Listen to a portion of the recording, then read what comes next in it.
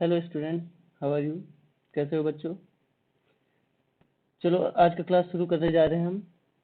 ठीक है, powered by Shri Siddhi Vinayak classes Bargua by Kaushal sir, that's me. Okay, आज का क्लास मैं कंडक्ट कर रहा हूँ सिर्फ इसलिए ताकि आपके जो बोर्ड एग्जाम्स आ रहे हैं उस बोर्ड एग्जाम्स के रिलेटेड एमपी एजुकेशन बोर्ड ने क्या दिशा निर्देश दिए हैं, what are the instructions given by Madhya Pradesh examination board. ठीक है, उसके रिगार्डिंग हम बात करेंगे और देखेंगे कि किस तरह से प्रश्न बैंक जो दिया है उन्होंने, ठीक है, क्वेश्चन बैंक्स दिए, उनमें से कौन कौन से क्वेश्चंस इंपॉर्टेंट हैं। ठीक है, उन सभी को हम यहाँ पे सॉर्ट आउट करेंगे, उनके टॉपिक्स को हम यहाँ सॉर्ट आउट करेंगे। ये प्रयास करेंगे कि आज की क्लास में हम अधिक से अधिक चैप्टर 3 का, that is metal and non metal के क्वेश्चंस को सॉर्ट आउट कर लें। उसको मैं आपको एक्सप्लेन कर दूँ, आपके लिए बेटर हो जाए, आप अच्छे से याद कर सको और आपको पता चल जाए कि कौन से इंपॉर्टेंट क्वेश्चन है जो आपको करने हैं। तो आज मैं जो भी आपको बताने जा रहा हूँ तो सब प्रश्न बैंक से आधारित है। ठीक है, इट्स अबाउट 2:15 AM, रात के 2:15 हो रहे हैं और ये वीडियो सिर्फ आपके लिए मैं रिकॉर्ड कर रहा हूँ। होप आप लोग ध्यान से देखेंगे इसे और इम्पोर्टेंट नोट्स आप इससे लेंगे। ठीक है, whether you can pause this video, आप इस वीडियो को पॉज करके भी देख सकते हो, नोट्स ले सकते हो, और अदरवाइज मेरी जो क्लास प्लस ऐप है जहाँ पे आप लोग रजिस्टर हो रखे हो, जो नहीं हुए हैं वो वहाँ पे रजिस्टर करा सकते हैं क्लास प्लस ऐप पे खुद को। वहाँ से आपको ये PNG फॉर्मेट में, that is as a photo, high quality photo में आपको ये पूरा डॉक्यूमेंट मिल जाएगा, जहाँ से आप फोटो के रूप में उसको जूम आउट करके सारे नोट्स ले सकते हो। ठीक है, चलिए शुरू करते हैं क्लास को। चलिए देखिए, सबसे पहले जो क्वेश्चन पूछा है, ठीक है, मेटल्स और नॉन मेटल्स के रिगार्डिंग, वो पूछा है कि डिफरेंस हमें बताना है मेटल्स एंड नॉन मेटल्स के बारे में। तो दो क्वेश्चन आए हैं क्वेश्चन बैंक में, जैसे कि मैंने देखा था। ठीक है, वन क्वेश्चन रिगार्डिंग था physical properties of metals and non metals और दूसरा था केमिकल प्रॉपर्टीज ऑफ मेटल्स। ठीक है, तो उन दोनों को हम यहाँ पे कवर करेंगे। ठीक है, फर्स्ट ऑफ ऑल देखिए, शुरू करते हैं हम difference between metals and non metals, जैसा कि चैप्टर है। थोड़ा जूम कर देते हैं इसको, I think it will be visible to you ना। देखिए, जैसा कि यहाँ बताया, difference between metals and non metals.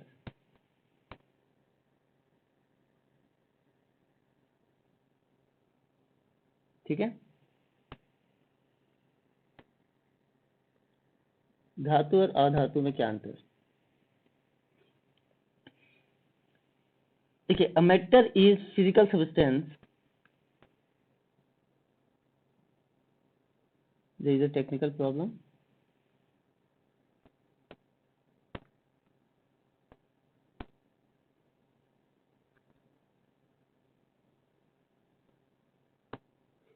Okay, that's enough. A matter is a physical substance that has mass and occupy space.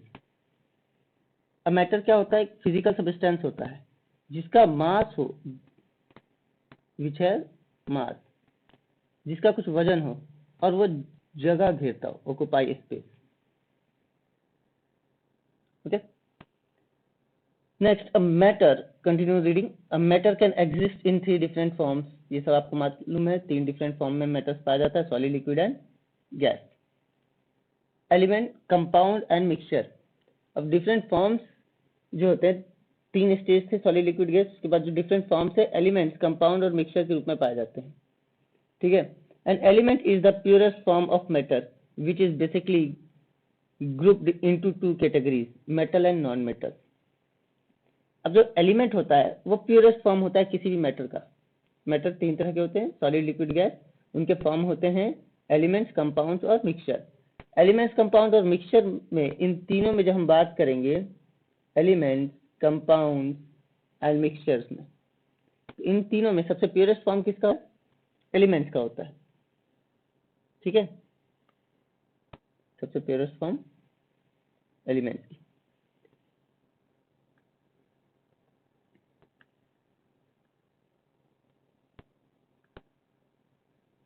Now, an element is the purest form of matter which is basically grouped into 2 categories.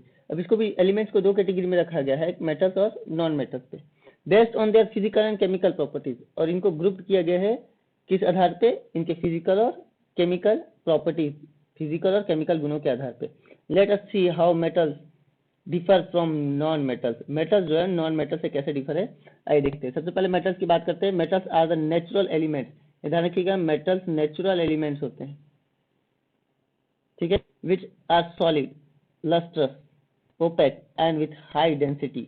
Solid ठोस होते हैं, lustrous होते हैं यानी ठोस चमक, और OPEC. Opaque object समझते हो, जिससे लाइट टकरा के रिफ्लेक्ट हो जाती है, दैट इज ओपेक। प्रीवियस छोटे क्लासेस में आपने देखा होगा ओपेक, ट्रांसलूसेंट और ट्रांसपेरेंट ऑब्जेक्ट्स होते हैं। ओपेक ऑब्जेक्ट्स वो होते हैं जिनसे लाइट स्ट्राइक करने के बैक वापस आ जाती है, जिसके कारण वो ऑब्जेक्ट हमें विजिबल होता है, उसको हम ओपेक कहते हैं। एंड विथ हाई डेंसिटी, और जितने मेटल्स होते हैं इनकी डेंसिटी बहुत ज़्यादा हाई होती है, मेटल्स की डेंसिटी हाई होती है, ये बात भी ध्यान रखिएगा। In comparison to non metals, metals are highly densed, ऐसा भी कह सकते हैं। Now next, continue reading. Most of the elements are metals like alkali metals, alkaline earth metals, transition metals, lanthanides and actinides. अधिकतर जो मेटल्स होते हैं, अधिकतर जो एलिमेंट्स होते हैं मेटल्स होते हैं, लाइक किस तरह के? अल्कली मेटल्स होते हैं, लाइन अर्थ मेटल्स होते हैं, ट्रांजिशन मेटल्स होते हैं, लैंथेनाइट्स और एक्टिनाइट्स होते हैं, ठीक है। Some examples of metals including aluminium, gold, copper, silver etcetera. ये कुछ एग्जांपल्स दे दिया है, that's not an big point, यहाँ पे आप इसको इंक्लूड करें या नहीं करें, ठीक है, क्योंकि ये आगे हमने डिटेल में बताया इनके बारे में, ठीक है। चलिए नेक्स्ट, फिजिकल प्रॉपर्टीज देखते हैं मेटल्स की क्या क्या है।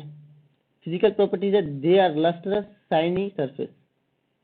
ये लस्ट्रस होते हैं, लस्ट्रस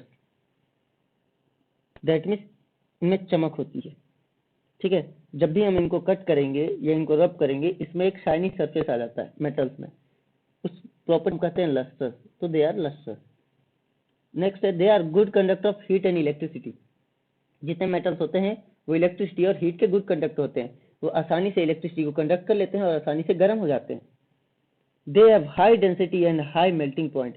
इनकी डेंसिटी बहुत ज़्यादा होती है मेटल्स की, और इनकी मेल्टिंग पॉइंट भी इसलिए हाई होती है, ठीक है, यानी आसानी से ये नहीं पिघलते, इनको ज़्यादा हीट की आवश्यकता पड़ेगी मेल्ट कराने के लिए। नेक्स्ट कहता है, they are malleable, can be hammered into sheets. क्योंकि ये मेलिएबल होते हैं इसलिए इनको हम पीट पीट कर पतले चादर में बदल सकते हैं। एंड डक्टाइल, और ये डक्टाइल भी होते हैं, can be stage into wire. Ductile का मतलब होता है हम इनको तारों में खींच के लंबा कर सकते हैं, इनके हम तार बना सकते हैं। They are usually solid at room temperature except for mercury. देखिएगा, एक्सेप्ट फॉर मरकरी, ये इस बात का ध्यान रखिएगा, ये एक्सेप्शन केस जितने भी हैं ये थोड़ा ध्यान रखिए तो ज़्यादा नंबर ग्रैब होता है, हम ज़्यादा नंबर ग्रैब कर सकते हैं एग्जाम्स में। ये रूम टेम्परेचर पे सॉलिड रहते हैं एक्सेप्ट मर्क्यूरी। सारे मेटल्स हम अपने कमरे में अगर रखेंगे, रूम के टेम्परेचर पर रखते हैं तो सॉलिड के रूप में रहेंगे एक्सेप्ट मर्क्यूरी। मर्क्यूरी आपके कमरे में रहता है तब पर भी लिक्विड फॉर्म में होता है। नाउ नेक्स्ट बात करते हैं, they are opaque so one can not see through metals. क्योंकि मेटल्स ओपेक होते हैं, लाइट टकरा कर इनसे वापस आ जाती है, रिफ्लेक्ट बैक कर जाती है, इसलिए हम इनके आर पार नहीं देख सकते। ओपेक मैंने अभी बताया था, ठीक है। ट्रांसपेरेंट और ट्रांसलूसेंट ऑब्जेक्ट्स के लाइट आर पार जाती हैं, ठीक है। ट्रांसपेरेंट के फुल्ली क्रॉस कर जाती हैं, ठीक है, और ट्रांसलूसेंट के पार्शियली ट्रेवल करती है।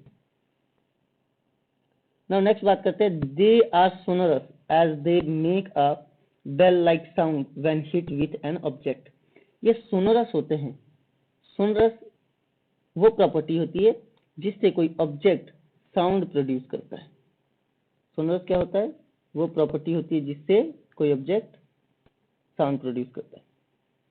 तो क्योंकि ये सोनरस होते हैं इसलिए इनको जब हम पीटते हैं तो ये बेल लाइक साउंड करते हैं। कोई घंटी है, हम इनको बजाकर, घंटी नहीं मतलब किसी भी तरह के हम साउंड प्रोड्यूस कर सकते हैं, ठीक है। मेटल्स में जनरली कैसे साउंड आते हैं? हम स्टील को, आयरन को या मेटल के किसी भी ऑब्जेक्ट को जब हम किसी चीज से हिट करते हैं, ठीक है, तो उसमें एक साउंड प्रोड्यूस होता है, उस प्रॉपर्टी को हम सोनरस कहते हैं। नाउ मेटल्स केमिकल प्रॉपर्टी, अब हम बात करते हैं मेटल्स के केमिकल प्रॉपर्टी की। They generally have 1, 2, 3 valence electron in the outermost shell of their atom. Then जो पहला क्वेश्चन पूछा है क्वेश्चन बैंक में, ठीक है, उसके अनुसार हमें सिर्फ फिजिकल प्रॉपर्टीज बतानी है मेटल्स की, ठीक है, और नॉन मेटल्स की। बट क्वेश्चन बैंक में एक क्वेश्चन ऐसा भी पूछा है जहां हमें केमिकल प्रॉपर्टीज भी बतानी है, ठीक है, तो इसलिए साथ में दोनों करते जाते हैं, दोनों मालूम रहेगा। तो इस वाले टॉपिक को केमिकल प्रॉपर्टीज को दूसरे क्वेश्चन में हम इंक्लूड कर देंगे। चलिए एक्सप्लेन करते हैं, इसको समझ लीजिए। They generally have 1 to 3 valence electron in their outermost shell of their atoms. जितने मेटल होते हैं आमतौर पे, जनरली दैट मीन्स आमतौर पे, इनके आउटर मोस्ट शेल में, आउटरमोस्ट शेल, ये देखिए हम समझने की कोशिश करते हैं with the help of diagram. ये हमने ऑर्बिट्स देखे थे, ठीक है, ऑर्बिट्स में हमने कुछ इलेक्ट्रॉन्स देखे थे, छोटी क्लास में हमने पढ़ा था कि फर्स्ट ऑर्बिट में कितने इलेक्ट्रॉन होते हैं, सेकंड में कितने होते हैं, थर्ड में कितने होते हैं, एंड लाइकवाइज ऐसे हमने कुछ देखा था, ठीक है। अभी हम डिस्कस वहाँ नहीं कर रहे हैं, एसपीडीएफ रूल है, केएलएमएन रूल है, ये पता करने के लिए कि किस आउटर मोस्ट शेल में कितने इलेक्ट्रॉन होंगे। जस्ट मैंने ये रफ डायग्राम बताया आपको एक्सप्लेन करने के लिए कि इसके आउटर मोस्ट शेल है, यानी जो सबसे बाहरी शेल होगा, अगर ये आउटर मोस्ट शेल है किसी मेटल का, तो जनरली इसके आउटर मोस्ट शेल पे जो इलेक्ट्रॉन्स की नंबर होगी या तो 1 होंगी, अगर इस टाइप का स्ट्रक्चर होगा दैट इज मेटल। अगर 2 इलेक्ट्रॉन है आउटर मोस्ट शेल पे तब पर भी ये मेटल है, 3 है तब पर भी मेटल, जनरली आमतौर पे, ठीक है। Some exception case there may be 4 और 5, ओके। चलिए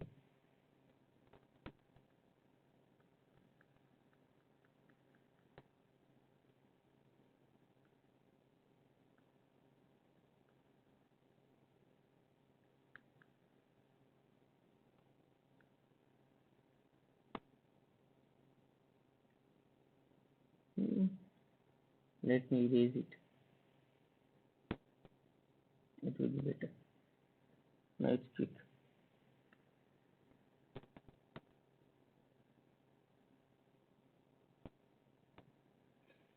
देखिए आगे बात करते हैं, दे जनरली हैव, ये हो गया, दे कोरोड इजली, कोरोजन हमने पढ़ा था इस चैप्टर में, कोरोजन क्या होता है, जस्ट लाइक रस्टिंग, ठीक है, आयरन की जब हम बात करते हैं तो आयरन में रस्ट लगता है, जंग। Similarly other metals have corrosion property, तो they corrode easily, so can be easily damaged by oxidation.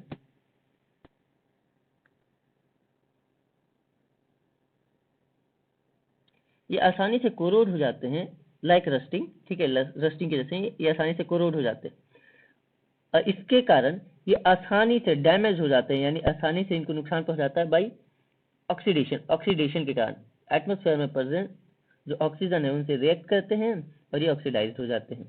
Example rusting of iron, जैसे कि उदाहरण में आयरन का जंग लगना, ठीक है। I don't know what's happening here, some technical problem I think, let's continue। They generally form metal oxides, metals oxygen के साथ मिक्स होकर, ठीक है, ज्यादातर पाउडर फॉर्म बनाते हैं जिनको हम मेटल ऑक्साइड्स कहते हैं, ठीक है, which are basic in nature by reacting with oxygen. अब ये जो मेटल ऑक्साइड्स बनते हैं वो बेसिक नेचर के होते हैं जब इनको ऑक्सीजन से रिएक्ट किया जाता है, ठीक है, जब मेटल्स ऑक्सीजन के साथ रिएक्ट करते हैं तो ये जो पाउडर्स बनते हैं, मेटल ऑक्साइड्स बनते हैं, वो बेसिक नेचर के होते हैं। They tend to lose electron easily, ये आसानी से इलेक्ट्रॉन लूज कर देते हैं, जो मेटल्स होते हैं वो आसानी से इलेक्ट्रॉन लूज कर देते हैं, ठीक है। To form positively charge ion, और मेटल्स आसानी से क्योंकि इलेक्ट्रॉन लूज करते हैं इसलिए पॉजिटिवली चार्ज आयन्स बनाते हैं, they form positively charge ion, okay, जिसको हम कैटायन भी कहते हैं। पॉजिटिवली चार्ज आयन्स को हम क्या कहेंगे, कैटायन, ठीक है।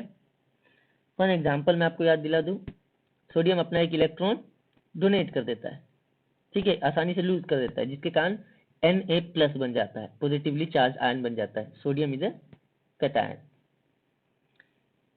They are good reducing agent, और ये काफी अच्छे रिड्यूसिंग एजेंट्स होते हैं, ठीक है, आसानी से दूसरों को रिड्यूस कर लेते हैं। They are not oxidizing agent, they are reducing agent. Okay, oxidation और रिडक्शन आप पढ़े थे, वही जो चीज ऑक्सीडाइज्ड होती है आसानी से, ऑक्सीडाइजिंग एजेंट, जो आसानी से किसी को रिड्यूस करती है, रिड्यूसिंग एजेंट। जो ऑक्सीडाइज कर देगी ऑक्सीडाइजिंग एजेंट, और जो रिड्यूस कर देगी रिड्यूसिंग एजेंट। तो जितने मेटल होते हैं वो गुड रिड्यूसिंग एजेंट्स होते हैं। Okay, now talking about non metal. अब बात करते हैं हम नॉन मेटल्स की।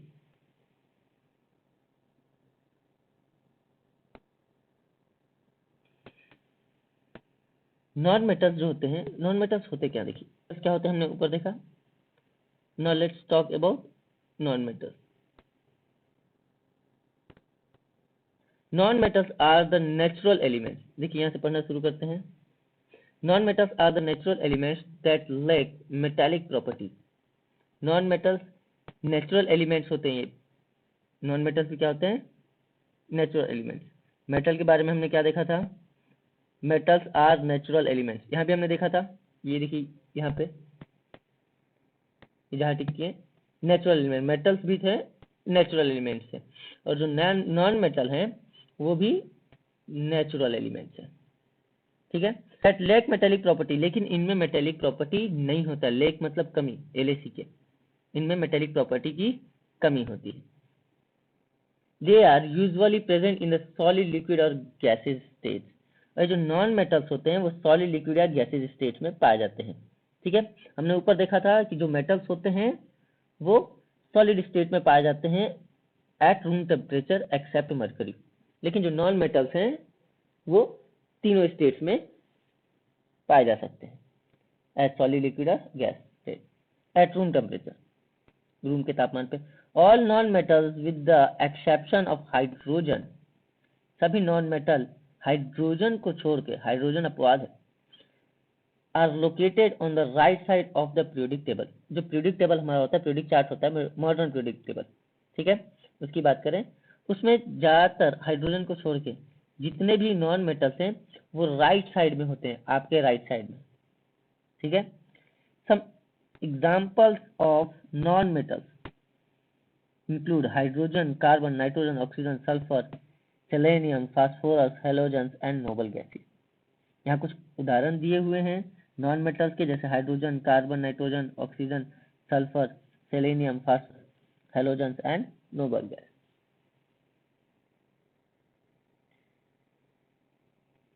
नाउ नॉन मेटल्स की फिजिकल प्रॉपर्टीज देख लेते हैं, क्या क्या होती हैं। दे आर नॉट लस्टर, ठीक है, जस्ट वाइस वर्सा होता है मेटल्स के, ठीक है। वो अगर लस्टर्स थे, मेटल्स लस्टर्स थे, तो नॉन मेटल्स नॉन लस्टर्स, नॉन लस्टर्स कहें या नॉट लस्टर्स, ठीक है। यहाँ N और N भी लिख सकते हैं, नॉन लस्टर्स भी हो सकता है। Now they are poor conductors of heat and electricity. जहाँ मेटल्स गुड कंडक्टर थे हीट इलेक्ट्रिसिटी के, नॉन मेटल्स पुअर कंडक्टर है हीट और इलेक्ट्रिसिटी के। They are not ductile so cannot be stretched into wires, क्योंकि ये डक्टाइल नहीं होते हैं इसलिए हम इनको पतले वायर्स में खींच के लंबा नहीं बना सकते। दे आर नॉट मेलिएबल, ये मेलिएबल नहीं होते हैं, मेलिएबल यानी शीट के जैसे बनाना, so cannot be beaten into sheets, क्योंकि मेलिएबल नहीं है इसलिए इनको पीट कर शीट्स नहीं बना सकते हैं।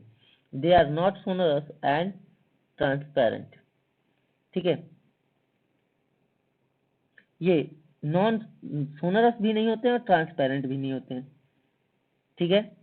मतलब नॉन मेटल्स के भी हम आर पार आसानी से नहीं देख सकते, except for some gases like oxygen and something, ठीक है। They are not sonorous and transparent. Non metals chemical property, हम नॉन मेटल के हम केमिकल प्रॉपर्टी की बात कर लेते हैं। यहाँ सोनरस मतलब आवाज प्रोड्यूस करना, सोनरस नहीं होते हैं तो नॉन मेटल्स जनरली आवाज प्रोड्यूस नहीं करते, बेल लाइक, ठीक है। वुड भी एक नॉन मेटल है, ठीक है।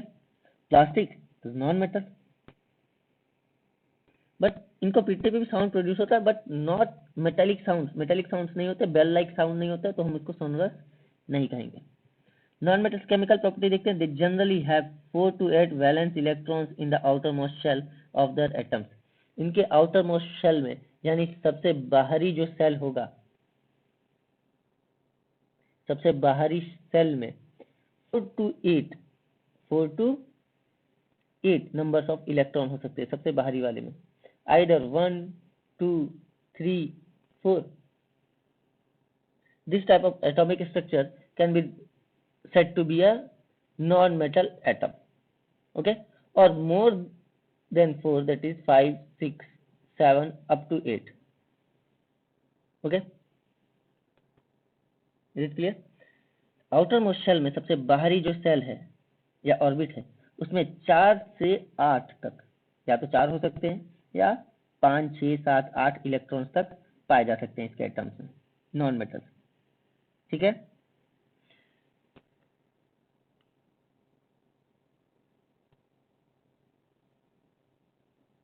Let me repeat and continue again. They tend to gain valence electrons to form negatively charged ions। जहां मेटल्स में हमने देखा था कि जो मेटल्स होते हैं वो लूज करते हैं वैलेंस इलेक्ट्रॉन्स और पॉजिटिवली चार्ज हो जाते हैं, पॉजिटिवली चार्ज आयंस होते हैं जिससे वो कैटायन बनाते हैं। मैंने एग्जांपल दिया था सोडियम का। अब यहाँ देखिए, यहाँ कह रहा है जो नॉन मेटल्स होते हैं वो गेन करते हैं वैलेंस इलेक्ट्रॉन्स को, लेते हैं, और लेने के कारण वो निगेटिवली चार्ज आयंस हो जाते हैं, निगेटिवली चार्ज, उनमें माइनस चार्ज लगता है, और उसके कारण उनको एनायंस भी कहा जाता है। Negatively charge ions is also said to be anions. For example Cl minus, ठीक है, कॉमन सा एग्जांपल है इसलिए दे रहे हैं ताकि ध्यान रहे आपको। They react with oxygen to form acidic और न्यूट्रल ऑक्साइड्स। ये रिएक्ट करते हैं ऑक्सीजन से एसिडिक या न्यूट्रल ऑक्साइड्स बनाने की। यहाँ ध्यान रखिएगा, ये ऑक्सीजन से रिएक्ट करके क्या बनाते हैं,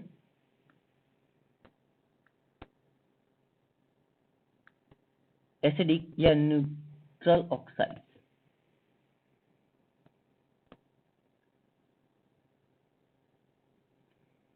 एक बार रिकॉल करा देते हैं आपको।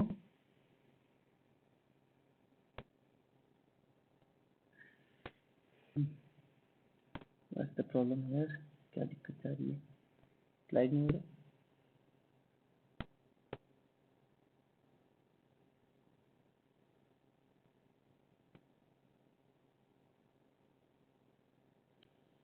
I'm facing some technical problem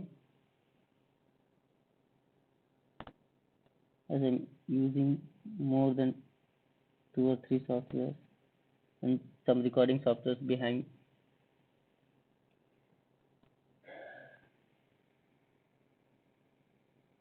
I think I have to wait for this. ये देखते हैं, they are good oxidising agents. ये गुड ऑक्सीडाइजिंग एजेंट्स होते हैं। जहां मेटल्स गुड रिड्यूसिंग एजेंट होते हैं, वहां non metal good oxidising agents होते हैं, ठीक है।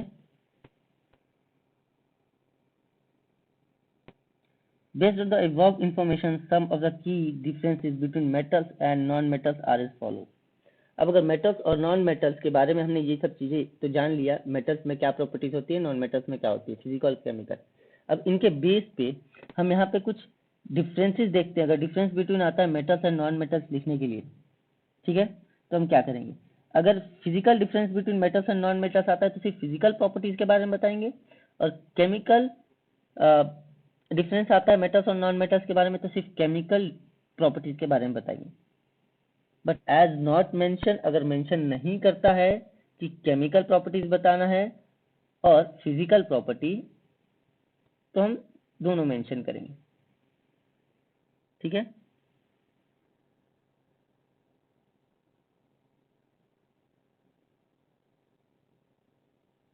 I think problem resolve.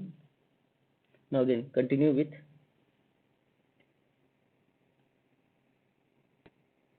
yes, metals और नॉन मेटल्स की। देखिए जो पहले सबसे ऊपर जो लाइन लिखी हुई है वो मेटल्स की है और बाद में जो लिखा है नॉन मेटल का है। ठीक है, ये मेटल मेटल मेटल,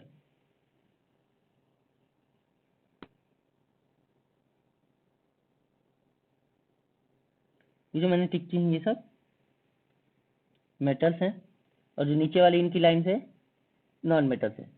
देखिए पहला line, they are the natural elements that are hard, shiny और lustrous, dense and opaque. Opaque क्या होता है, डेंस क्या होता है, डेंस मतलब घना, ओपेक मतलब opaque object.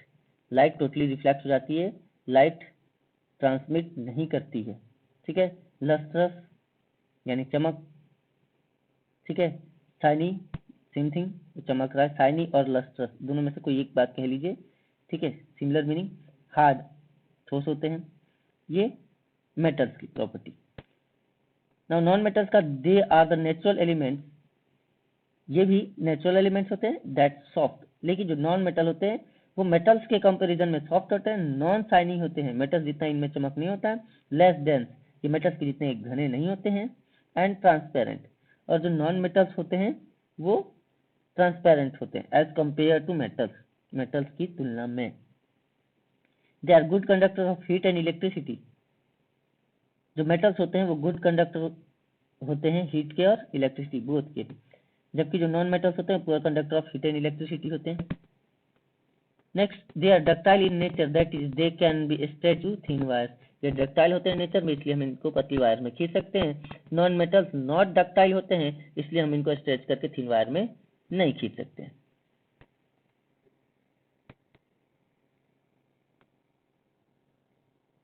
They are malleable, metals जो है वो मेलिएबल होते हैं। That can be beaten into thin sheets, इसलिए हम इनको पतले शीट्स में कन्वर्ट कर सकते हैं। They are not malleable, non metals जो है वो मेलिएबल नहीं होते हैं। That is they can not be beaten into thin sheets, इसलिए हम इनको पतली थिन शीट्स में बीट करके नहीं बना सकते। Now they tend to lose electron, see here, they tend to lose electron to form electropositive ions, जो मेटल्स होते हैं वो इलेक्ट्रॉन को लूज करते हैं ताकि वो इलेक्ट्रोपॉजिटिव आयंस बना सके जिनको हम कैटाइन कहते हैं। So they are good reducing agent, और इसलिए गुड रिड्यूसिंग एजेंट्स भी होते हैं। ठीक है, दे टेंड टू गेन और share electron to form electronegative ions, जबकि जो नॉन मेटल होते हैं वो इलेक्ट्रॉन्स को लेते हैं या शेयर करते हैं जिससे कि वो इलेक्ट्रोनेगेटिव आयंस बनाते हैं जिनको हम एनायंस भी कहते हैं। So they are good oxidising agents, और इसलिए जो नॉन मेटल्स होते हैं वो गुड ऑक्सीडाइजिंग एजेंट्स भी होते हैं। They have a crystalline structure, इनका जो स्ट्रक्चर होता है वो क्रिस्टलाइन होता है किसी क्रिस्टल की तरह मेटल्स का। जो नॉन मेटल्स होते हैं दे हैव एमॉर्फिक स्ट्रक्चर। ठीक है, जो नॉन मेटल्स होते हैं इनका स्ट्रक्चर जो होता है एमॉर्फिक होता है। ठीक है, अगर यहाँ पे आपको डाउट आ रहा है कि एमॉर्फिक और क्रिस्टलाइन क्या होता है, crystalline structure that type of structure जहाँ ज्योमेट्रिकल पैटर्न्स बनते हैं। ठीक है, उसके जो पार्टिकल्स हैं, ठीक है, वो डॉटेड स्ट्रक्चर में ज्योमेट्रिकल पैटर्न में ज्योमेट्री के triangle, rectangle, square, hexagon, pentagon, इस टाइप से इनके एटम्स और मॉलिक्यूल्स आपस में एक दूसरे से बॉन्डेड होते हैं क्रिस्टलाइन स्ट्रक्चर में। जबकि जो अमॉर्फस स्ट्रक्चर होते हैं इनमें जो एटम्स और मॉलिक्यूल्स आपस में बॉन्डेड होते हैं, मिल के जो स्ट्रक्चर तैयार करते हैं, इस स्ट्रक्चर में कोई डेफिनेट पैटर्न्स नहीं होते। ठीक है, इसलिए अमॉर्फस स्ट्रक्चर भी कहते हैं। इनके स्ट्रक्चर्स ही कहीं ना कहीं डिपेंड करते हैं इनके डिफरेंट बिहेवियर्स और प्रॉपर्टीज में। ठीक है, नाउ नेक्स्ट बात करते हैं, they exist in a solid state at room temperature except for mercury. बार बार वही चीज ताकि आपको रिकॉल हो जाए, रिपीट हो जाए। ठीक है, आज की क्लास जब मैं फिनिश करूं तो ये क्वेश्चन आप खुद से अगर ट्राई करो तो आप से बने, आप कुछ लिख सको। ठीक है, दे मे बी सॉलिड, लिक्विड और गैस एट रूम टेम्परेचर, जो नॉन मेटल्स है वो सॉलिड, लिक्विड या गैस कुछ भी हो सकते हैं रूम टेम्परेचर पे, जबकि ज्यादातर जो मेटल्स होते हैं सॉलिड होते हैं रूम टेम्परेचर पे एक्सेप्ट मर्करी को छोड़कर। Now metals generally have high density, metals की आमतौर पे डेंसिटी बहुत ज़्यादा होती है, जबकि जो नॉन मेटल्स होते हैं जनरली लो डेंसिटी, उनकी डेंसिटी लो होती है। Now coming on this point, metals are sonorous as they produce a deep ringing sound when hit by an object। जो metals होते हैं वो गहरा रिंगिंग मतलब घंटी के जैसा साउंड प्रोड्यूस करते हैं, कंटिन्यूअस उनमें साउंड आता है, एक बार पीटने पे भी कंटिन्यूअस उनमें वाइब्रेशन होते रहती हैं जिससे साउंड आते हैं जब हम किसी चीज से मेटल्स को पीटते हैं। तो नॉन मेटल्स होते हैं are non sonorous as they do not produce a ringing sound. जो नॉन मेटल्स होते हैं वो नॉन सोनरस होते हैं जिसके कारण वो रिंगिंग साउंड प्रोड्यूस नहीं करते हैं, घंटी जैसे बेल के जैसा आवाज नहीं आएगा when hit by an object, जब किसी ऑब्जेक्ट से हम उनको नॉन मेटल्स को हिट करेंगे।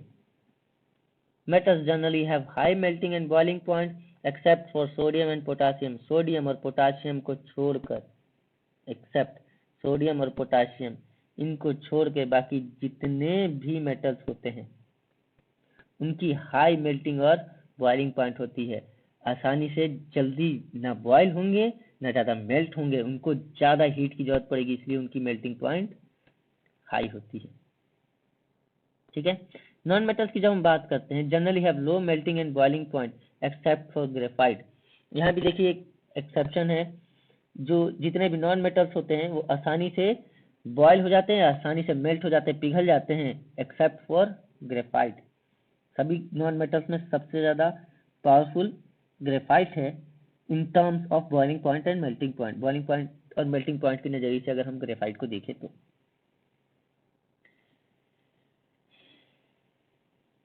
Now let's continue further. They contain 1 to 3 valence electron in the outermost shell of their atoms।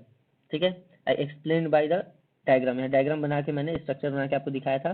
जो मेटल्स होते हैं उनके सबसे बाहरी वाले ऑर्बिट में 1 से लेकर 3 इलेक्ट्रॉन्स तक हो सकते हैं।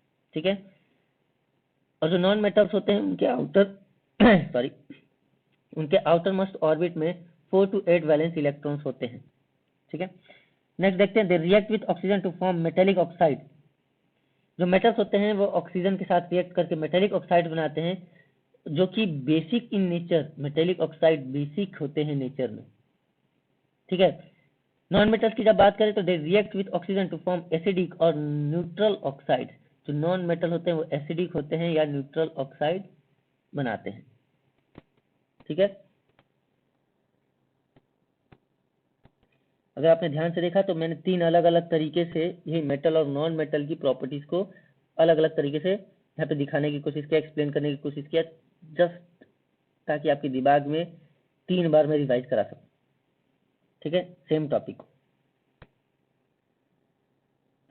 देखिए यहाँ कुछ एग्जांपल्स दिए हैं मेटल और नॉन मेटल के। मेटल के examples aluminium, copper, gold, silver etcetera.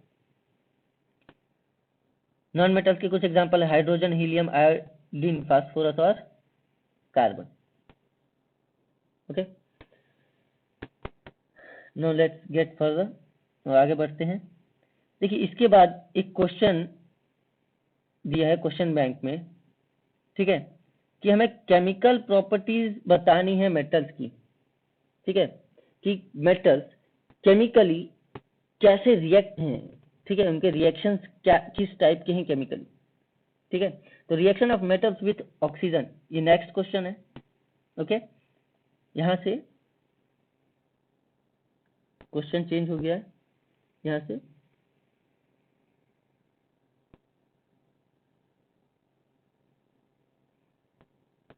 New question, this one, reaction of metals. Metals कैसे रिएक्ट करते हैं? First of all reaction of metals with oxygen और एयर, ऑफ एयर, यहाँ और लिखा है। ठीक है,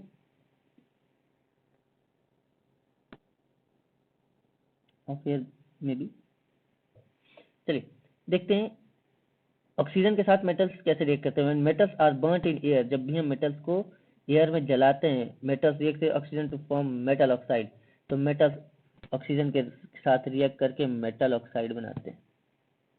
क्या बनाते हैं? Metal oxide. Metal plus oxygen that is metal oxide. ठीक है, और ये जो मेटल ऑक्साइड बनेगा वो बेसिक ऑक्साइड होगा।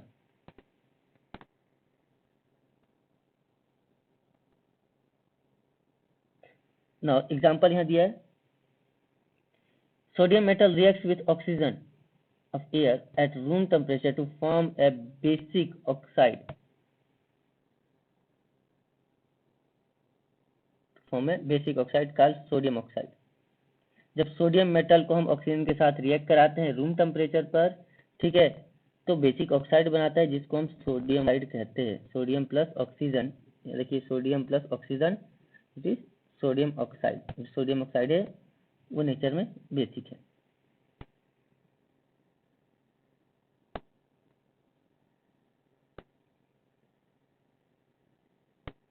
Some of the metal oxide dissolves in water to form alkali. कुछ जो मेटल ऑक्साइड होते हैं, अभी हमने यहाँ बनाया था, देखा था मेटल ऑक्साइड कैसे बनते हैं ऑक्सीजन से रिएक्ट करके। अभी जो मेटल ऑक्साइड होते हैं कुछ, ये रिएक्ट करते हैं वाटर के साथ ताकि अल्कलीज बना सके, ठीक है। फॉर एग्जाम्पल कुछ एग्जाम्पल दिए हैं, sodium oxide, a basic oxide reacts with water to form an alkali called sodium hydroxide. Sodium oxide को जब हम वाटर से रिएक्ट कराते हैं सोडियम हाइड्रोक्साइड बनता है, और जो सोडियम हाइड्रोक्साइड नेचर में अल्कली है।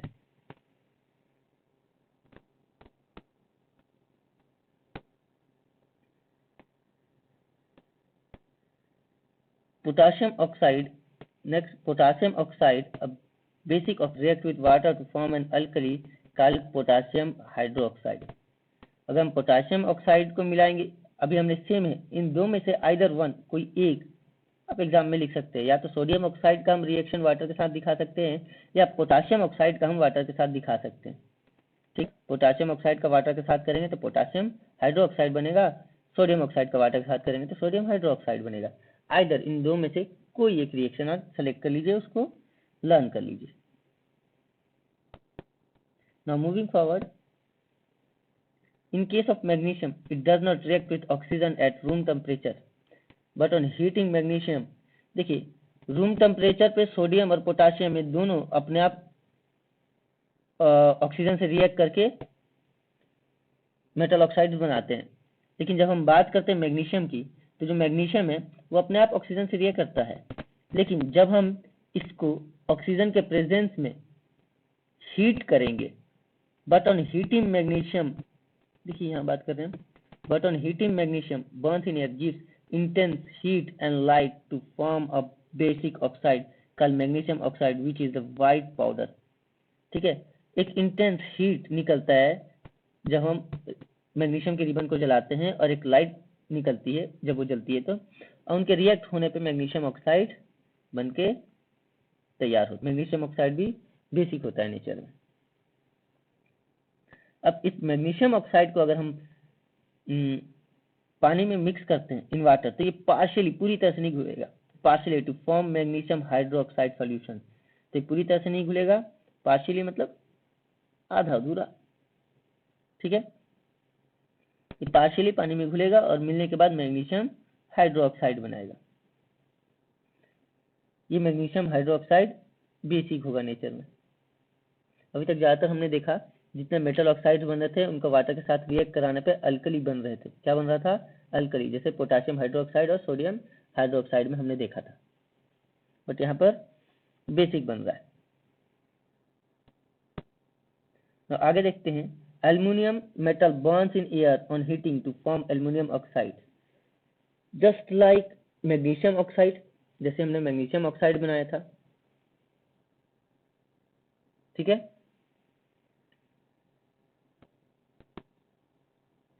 सिमिलरली एल्युमिनियम को जब हम ऑक्सीजन से रिएक्ट कराते हैं ऑन बर्निंग, जलाकर हीट करके, तो मैग्नीसाइड बनता है, ठीक है। एम्फोटिक ऑक्साइड्स भी हम इसको कहते हैं, एल्युमिनियम ऑक्साइड्स को एम्फोट्रिक ऑक्साइड भी कहते हैं।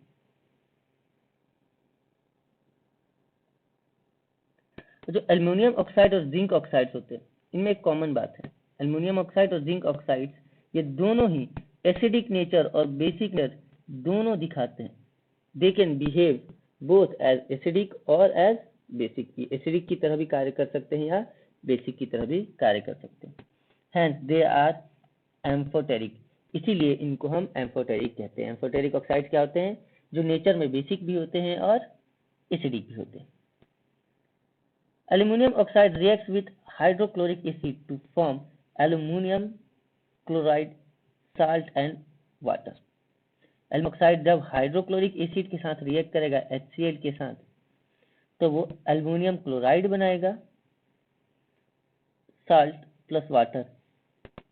इसके जो रिएक्टेंट आएंगे, रिएक्टेंट में एक सॉल्ट आएगा और दूसरा वाटर आएगा। देखिए aluminium oxide Al2O3 when reacted with 6HCl, 6 molecules of hydrochloric acid, give rise to 2AlCl3 plus 3H2O.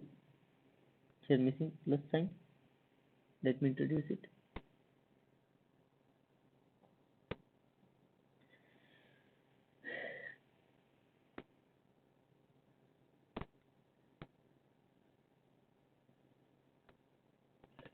Now see further. Iron metals does not burn in the air even at strong heating. Iron भी एक metal है, लेकिन उसको हम कितना भी गर्म भी कर लें तो वो एयर में अपने आप जो है रिएक्ट नहीं करेगा, और ना बर्न करने पे ही वो रिएक्ट करेगा। ठीक है। Iron on reacting with oxygen forms iron. Iron तो सिंपली ही जब ऑक्सीजन के साथ रिएक्ट करता है तो वो आयरन ऑक्साइड बनाता है। अब आयरन ऑक्साइड दो तरह के होते हैं, आयरन 2 और आयरन 3। आयरन 2 और आयरन 3 आयरन ऑक्साइड दो तरह के बनते हैं। 3Fe plus 2O2 give rise to Fe3O4। I prefer कि आप लोग जब ये इक्वेशंस याद करें, ठीक है, तो इनमें कितने मल्टीप्लिकेशंस हैं, आयरन किस फॉर्म में है, कितने मॉलिक्यूल्स है आयरन, कितने मॉलिक्यूल्स ऑफ ऑक्सीजन लिए गए हैं, रिएक्टेंट साइड कितने हैं, प्रोडक्ट साइड कितने हैं, केमिकली बैलेंस्ड होने चाहिए इक्वेशन, ताकि एग्जाम में नंबर कटने के चांसेस खत्म हो सके। Reaction of metals with water. अब मेटल्स का वाटर के साथ कैसे रिएक्ट होता है? वह metal react with water, cold water और hot water, that doesn't matter. अब जो मेटल्स है वो कोल्ड वाटर के साथ रिएक्ट कर रहा है कि हॉट वाटर के साथ, ये इससे कोई फर्क नहीं पड़ता है। Then the product forms are metal hydroxide. ठीक है, तो जो प्रोडक्ट बन के निकलेगा वो होगा metal hydroxide and hydrogen gas, और साथ में मेटल हाइड्रोक्साइड के साथ क्या निकलेगा, oxygen gas. Metal plus water give rise to metal hydroxide plus hydrogen. यानी ये बात सिंपल है कि जब भी हम किसी मेटल को वाटर के साथ रिएक्ट कराते हैं तो हाइड्रोजन गैस बाहर निकलता है। ठीक है, और मेटल ऑक्साइड बन के तैयार होता है।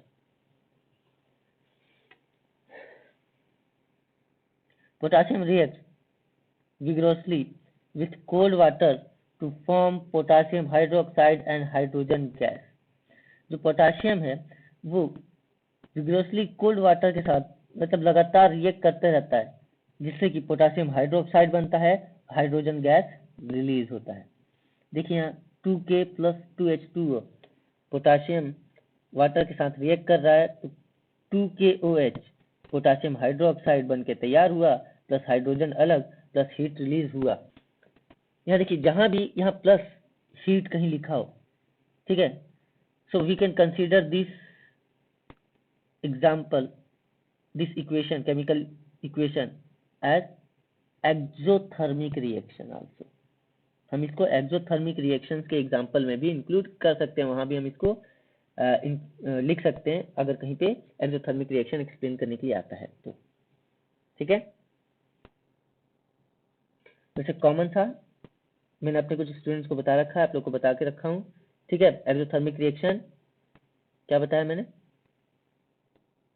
चूना पत्थर, calcium carbonate react with water, ठीक है, releases heat an example of exothermic reaction. Exothermic reaction का एग्जाम्पल है। Sodium reacts vigorously with water to form sodium hydroxide and hydrogen gas. Similarly, like potassium, जो सोडियम है वह भी hydrogen के साथ रिएक्ट करता है बहुत तेजी से, ठीक है, जिससे कि सोडियम हाइड्रोक्साइड बन के तैयार होता है और हाइड्रोजन गैस बाहर निकलता है, साथ में हीट रिलीज होती है। Calcium react with cold water to form calcium hydroxide and hydrogen gas. Calcium भी रिएक्ट करता है कोल्ड वाटर के साथ ताकि कैल्शियम हाइड्रोक्साइड बना सके। Ca plus 2H2O give to CaOH2, hydrogen gas निकलता है। बट ये एक्सोथर्मिक रिएक्शन नहीं है, इसलिए इसमें हीट बाहर रिलीज नहीं हो रहा है। ना बात करें हम magnesium metal does not react with cold water. Magnesium oxide तो बनाता है, ऑक्सीजन के साथ तो रिएक्ट करता है, लेकिन इन केस ऑफ जब ऑक्सीजन वाटर, जब हम हाइड्रोक्साइड की बात करते हैं वाटर की, ठीक है, तो उसमें कोल्ड वाटर के साथ रिएक्ट नहीं करता है। It reacts with hot water. Magnesium metal hot water के साथ रिएक्ट करता है to form magnesium hydroxide and hydrogen. और ये जब हॉट वाटर से गर्म पानी के साथ हम मैग्नीशियम को रिएक्ट कराएंगे तो मैग्नीशियम हाइड्रोक्साइड बनेगा और हाइड्रोजन बाहर निकलेगा। ना अब हम देखते हैं मैग्नीशियम रिएक्ट्स विथ स्टीम, और जो मैग्नीशियम हो गया एल्युमिनियम। एल्युमिनियम जो है वो रिएक्ट करता है स्टीम के साथ, यानी भाप के साथ, गर्म भाप। स्टीम दैट मीन्स भाप, भाप समझते हैं। Forming aluminium oxide and hydrogen gas. Aluminium को जब हम गर्म भाप के साथ रिएक्ट कराते हैं तो एल्युमिनियम ऑक्साइड बनता है और हाइड्रोजन गैस बाहर निकल जाता है। स्टीम यानी भाप भी है, वो पानी का ही एक फॉर्म है। तो 2Al plus 3H2O, 2Al plus 3H2O gives rise to Al2O3 plus 3H2 gas.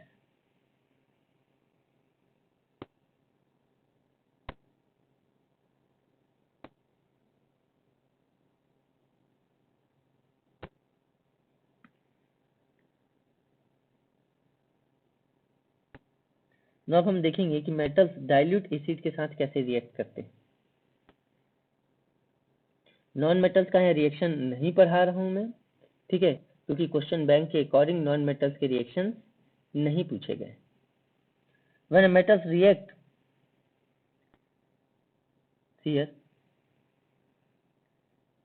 When metals react with a dilute acid, जब एक मेटल डाइल्यूट एसिड के साथ रिएक्ट करता है।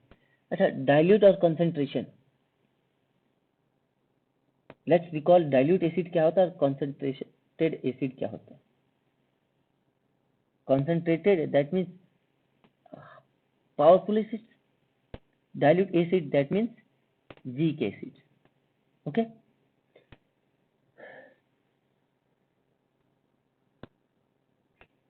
कंसंट्रेटेड एसिड से डाइल्यूट एसिड हम कैसे बनाते हैं?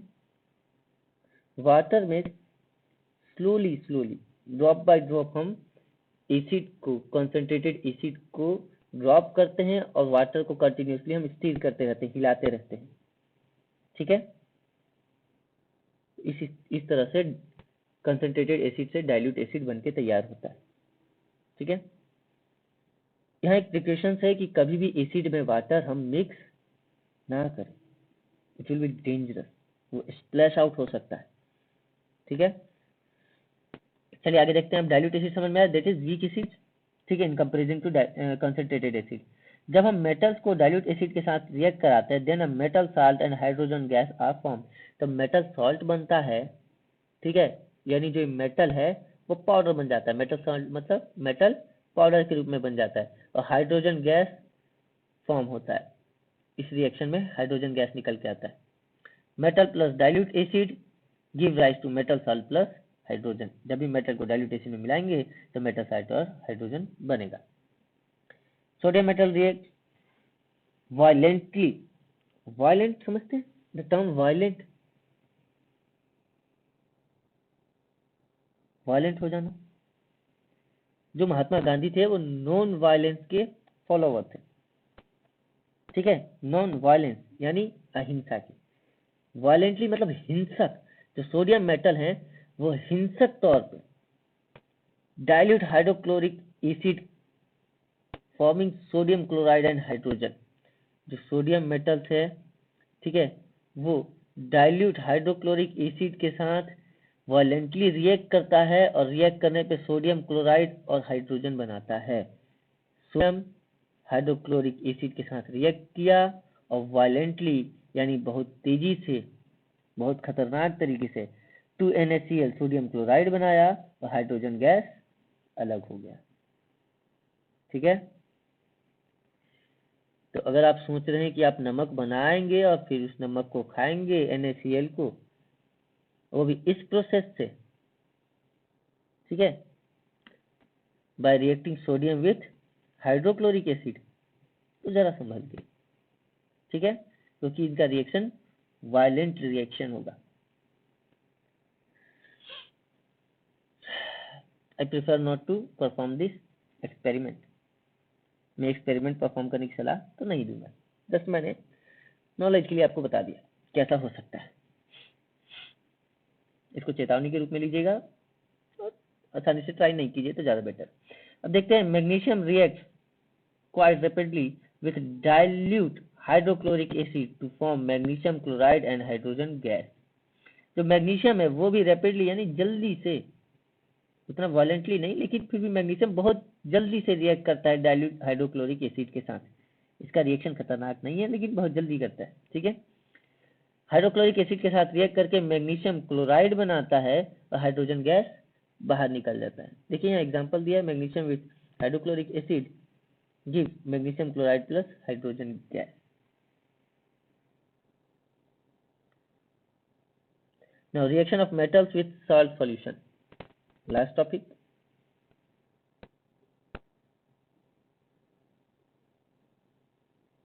लेट मी चेक, या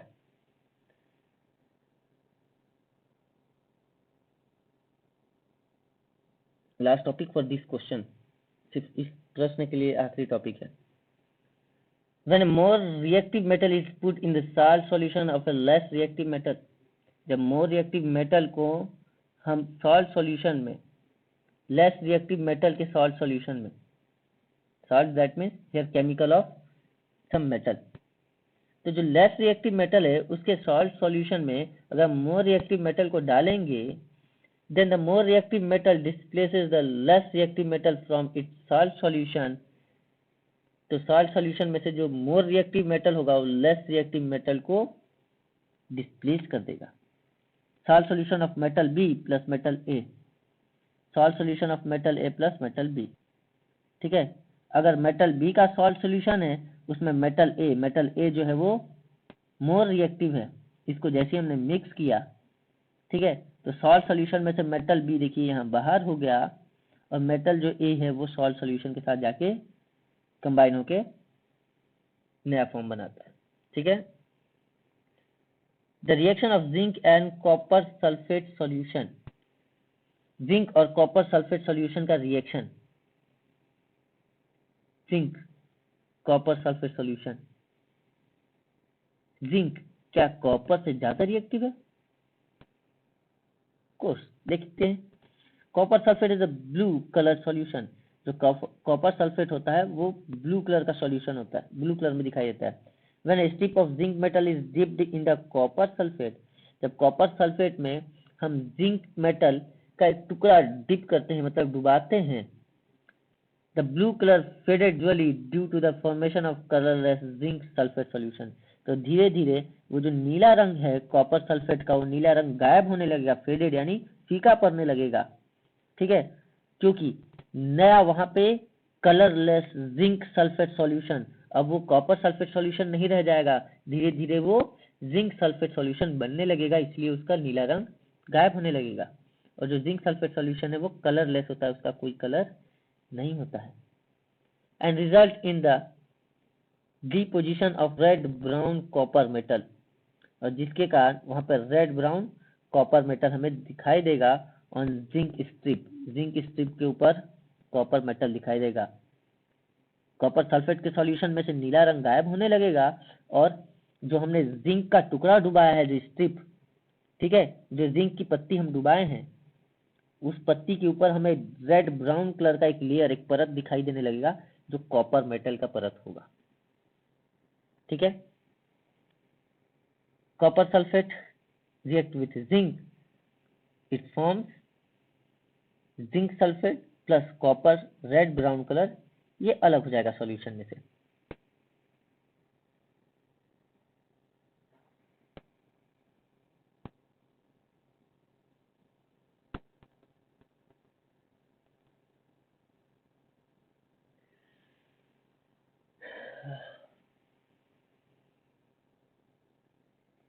Now, however, if a strip of copper metal is placed in zinc sulfate solution, then no reaction occurs.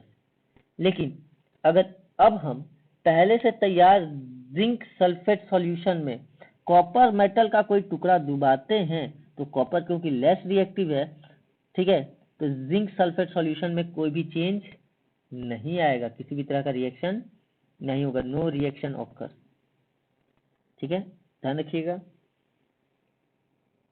Reaction of iron and copper sulphate solution, iron with copper, iron को copper के साथ हम react कराते हैं sulphate solution में। When a strip of iron metal or iron nail is dipped in copper sulfate, जब iron को copper sulphate में डुबाएंगे, ठीक है, sulphate solution, copper sulphate solution या कहाँ गया, हाँ यहाँ, जब हम आयरन के टुकड़े को, आयरन नेल यानी आयरन के कांटी कील को जब हम डुबाएंगे कॉपर सल्फेट सॉल्यूशन में, तो जो ब्लू कलर है कॉपर सल्फेट सॉल्यूशन का, वो धीरे धीरे फीका होने लगेगा और रेड ब्राउन मेटल फॉर्म। ठीक है, और वो जो लोहे का हमने कील लिया है, उस लोहे की कील के ऊपर रेड ब्राउन एक लेयर चढ़ने लगेगी। ठीक है, देखिए यहाँ रिएक्शन दिया हुआ है कि कैसे ब्लू कलर का जो सॉल्यूशन है कॉपर सल्फेट का, ठीक है, और ग्रे कलर का जो आयरन है, इनको आपस में रिएक्ट कराते हैं तो ग्रीनिश सॉल्यूशन FeSO4 बनेगा, आयरन सल्फेट बन जाता है। ग्रीनिश सॉल्यूशन, जो ब्लू सॉल्यूशन था वो ग्रीन कलर का हो जाएगा, ग्रीनिश टाइप का, और कॉपर जो है वो रेड ब्राउन कलर का।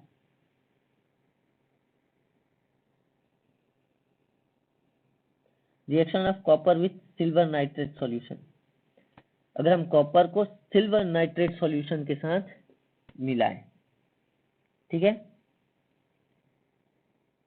when a strip of copper metal is kept immersed in silver nitrate solution for a period of time, the solution gradually becomes blue and a shiny greenish white deposit of silver metal is formed on the copper strip. बहुत ही अच्छा तरीका है चांदी इकट्ठा करने का, silver nitrate solution अगर कहीं हो, ठीक है, अगर सिल्वर नाइट्रेट का कहीं घोल रखा हुआ है तो उसमें हम कॉपर को डुबा देंगे। हम कॉपर को डुबाएंगे तो सॉल्यूशन ग्रेजुअली बिकम्स ब्लू, तो जो सॉल्यूशन है वो धीरे धीरे नीला पड़ने लगेगा, और जो shiny greyish white deposit of silver metal is formed on the copper strip, और उसमें से जब हम कॉपर निकालेंगे कुछ दिनों के बाद, ठीक है, यहाँ देखिए साफ लिखा है for a period of time,